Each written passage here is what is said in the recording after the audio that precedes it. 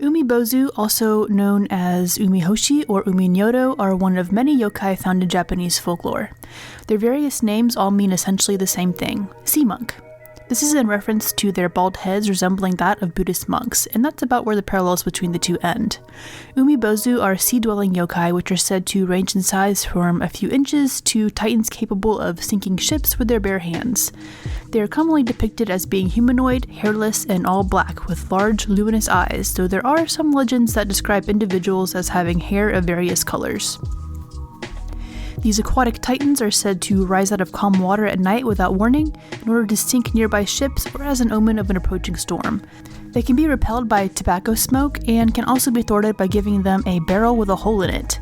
The Umibozu will attempt to fill this barrel with water to pour onto the ship in order to sink it. In the time it takes the Umibozu to realize that the hole is preventing them from filling the barrel, the crew can make their escape. It is said that Umibozu are the spirits of drowned monks, although other accounts describe them as actual sea monsters. A natural explanation for Umibozu are rogue waves, which are abnormally large waves that seem to appear out of nowhere and can wreak havoc on ships of all sizes. Storm clouds appearing over the horizon are also a possible explanation for the origin of Umibozu sightings. Umibozu are an example of a yokai that has extended beyond the regional constraints of most other yokai, and sightings have been reported throughout all the seas surrounding Japan. According to hyakumonogatari.com, in the Kansei era, in a collection of writings called Kanso-jigo in Osaka Prefecture, Kaitsuka City, there was a report of an Umibozu that rose out of the water and stayed visible for 3 days before returning to the sea.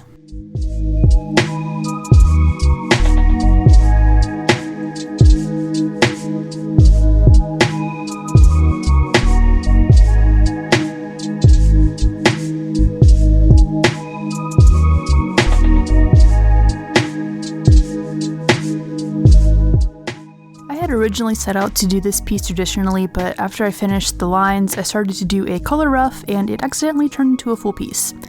So we're getting a little variety here. I don't usually upload digital stuff, but yeah. Looking back, I think this was the right way to go for this particular creature, as I don't think I would have been able to get the colors just right traditionally with my current skill set. As you might know from previous videos, getting dark saturated colors traditionally, especially with watercolor, is definitely not my strong point. I enjoyed the limited color palette with this one, as well as the simple composition and texture of the brushes. I use Procreate on the iPad almost exclusively for my digital art now, and my absolute favorite brushes are some of the default ones. For this piece, I used mainly the Larapuna, Leatherwood, and Dry Ink brushes. They give really nice natural textures for digital painting, and I particularly love the Larapuna for rough sketching. Even though this is one of the simplest creatures on the iceberg, I kept putting it off because I had not one idea for what to illustrate it doing.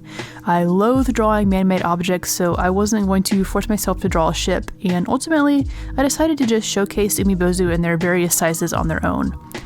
As someone who is terrified of deep ocean and submerged objects, the thought of being on a ship and looking out and seeing these guys emerging from the water is scary enough without witnessing them destroying anything.